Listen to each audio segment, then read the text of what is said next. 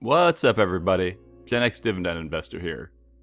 In this fascinating video, I'll be telling you critical reasons why your retirement planning needs to include dividend investing. So if you love free videos like this and you want to retire before you hit the Century Club, then please hit the thumbs up button, subscribe if you haven't yet, and click that bell notification. Now, if I asked you to name your number one fear, what would you say that is? Pause the video and leave me a comment down below telling me what your biggest fear is. If I had to guess, I'd probably say that death was your number one answer. Sure, some people might say public speaking, and others might say a fear of heights, and if you're Indiana Jones, then you obviously would say snakes. But according to a survey from Prime America, the number one fear that people have is not death, it's not saving enough for retirement. That's right, while 25% of people said death was their biggest fear, a whopping 43% said running out of money in retirement was what freaked them out the most.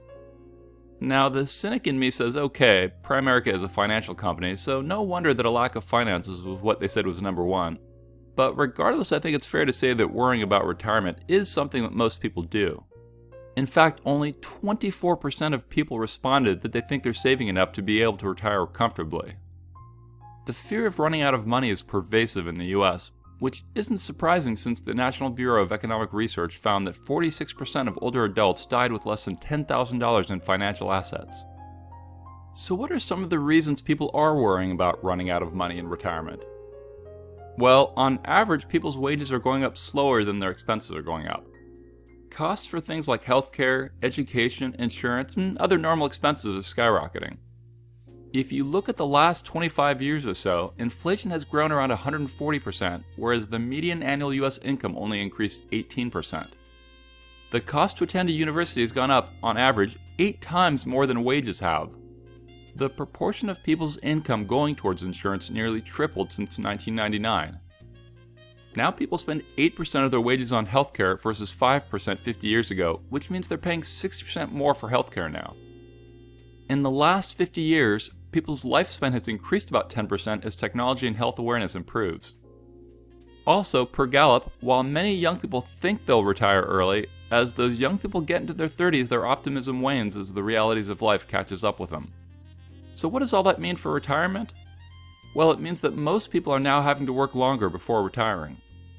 Per Gallup again, the average age of retirement in the 1990s was 60, and now it's gone up to 66. In my experience, the sooner you start dividend investing often translates into the sooner your retirement can happen. When people do finally retire, a huge amount have Social Security as their only income stream, which alone is a big reason why you need to also have dividends in retirement.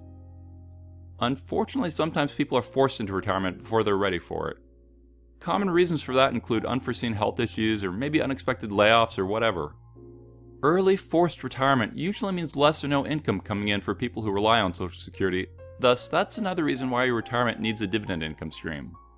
Plus, since people are living longer, they need money to last longer in retirement. Another reason you want dividends in retirement is because of the beneficial tax treatment qualified dividends get. A married couple can make about $106,000 a year in qualified dividends and owe $0 in federal taxes. So dividends are ideal for retired people who usually don't have wage income. Dividend investors don't stress as much as those that have to sell their stocks to pay expenses. Retirees who have to sell their stocks often wonder which stocks they should sell and if they're getting good prices when they're selling. Many freak out when the market is crashing or crash, and they have to sell even more stocks to make the same amount of income they were making before the crash, all of which pushes their principal down faster. Not only that, but non-dividend investors sometimes have to worry about outliving their portfolio, whereas dividend investors worry about whether they should vacation in Bora Bora or Tahiti. I'm only half joking. So less worrying and less stress are more reasons why you need dividends in retirement. Social Security just won't cut it. Sadly, Social Security is the only income stream for 40% of Americans, and it's estimated that Social Security payouts will be cut by 25% in about 15 years if Congress doesn't change current laws. That means a retirement Social Security crisis is looming that you need to protect yourself from, which is a reason why you want another income stream like dividends in retirement. It's a crisis that will impact current retirees as well as future retirees. Imagine if suddenly your retirement income was reduced 25%, which will probably be the reality for most people since only 6% of retirees get income from Social Security, a 401k, and a pension plan.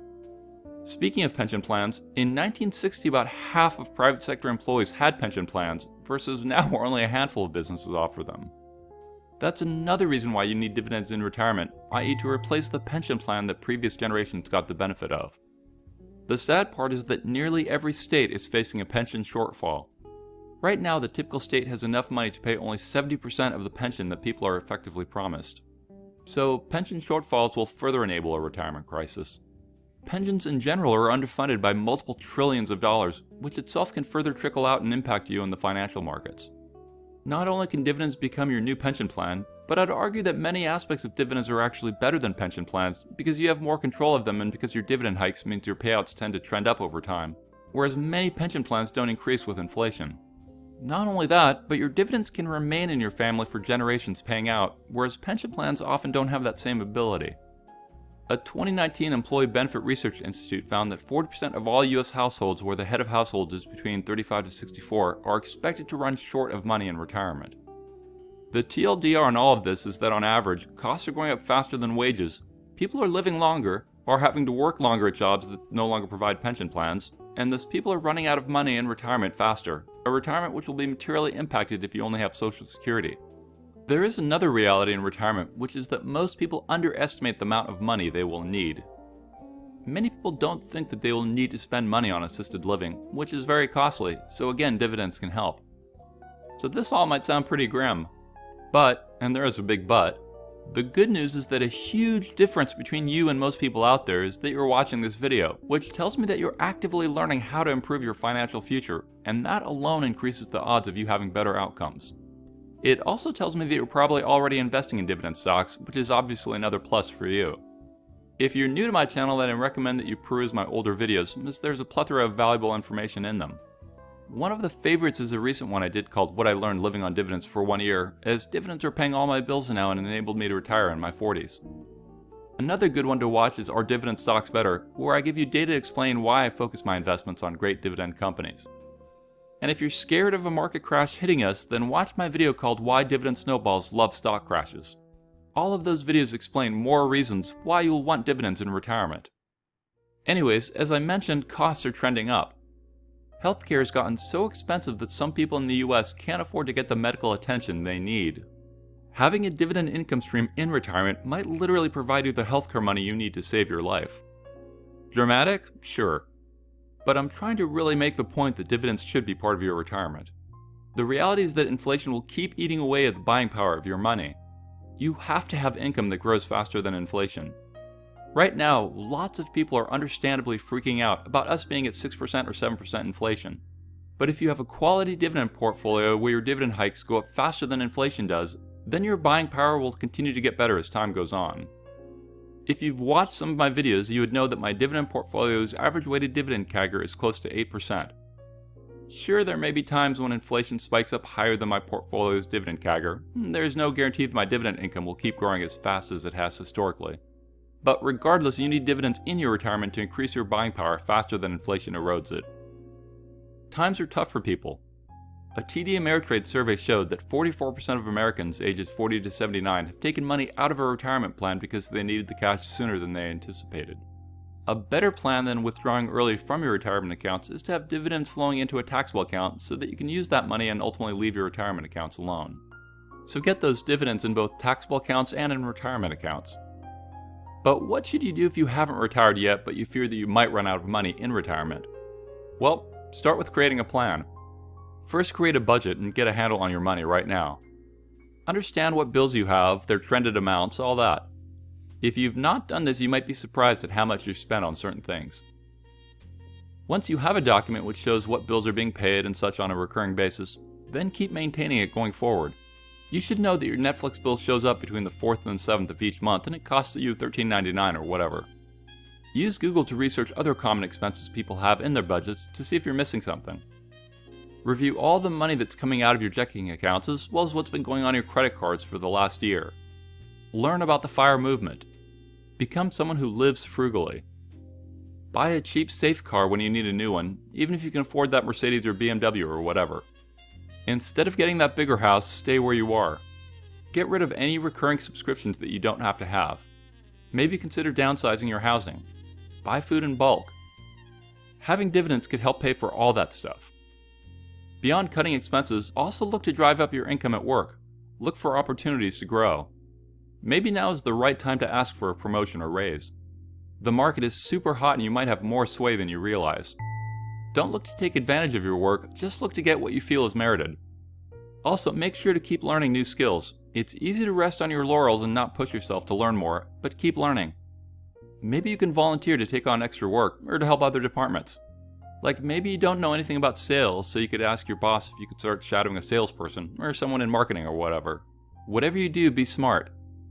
Read the people and environment and don't do something that you think will jeopardize your career. I also urge you to start a side hustle now so that 10 years down the road you have another income stream going. Trust me, a decade from now you'll be glad you did. So when you're done watching this video, just sit back for a moment and reflect on what hobbies you have or what you love doing. Maybe you love watching Netflix, so start a YouTube channel where you do reviews of Netflix shows you like. Turn your hobby into a productive endeavor and start building the life you want, not using hobbies to escape the life you have. There are lots of ways you can make more money. Perhaps juice up your income doing covered calls. And remember, it doesn't matter if your portfolio is small. Even a tiny dividend portfolio in retirement is better than no dividend portfolio. You can do it, and the key is starting now. Live frugally, invest. Just don't make the mistake of putting it all off. Investing is like working out or eating right. Make a commitment to yourself that you're going to do it, and then do it. If your job said you had to show up at 7 a.m., you would do it because you want the money and you don't want to be fired and whatever. Treat your personal commitments as seriously as you treat your work commitments, and you'll be amazed where you end up. So bottom line, you've got to be financially intelligent and live frugally and invest. And please tell a friend or family member about dividends. You could dramatically be helping their financial futures with only a bit of effort.